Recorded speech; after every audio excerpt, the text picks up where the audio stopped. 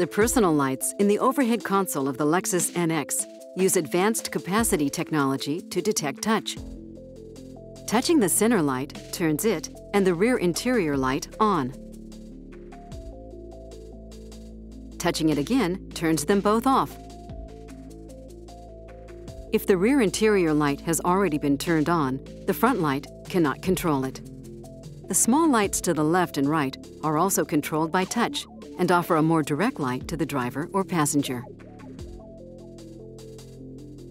Pressing the door button on the overhead console turns the door-linked lighting on or off. When a door is opened, the front and rear interior lights turn on. When the door is closed, they turn off.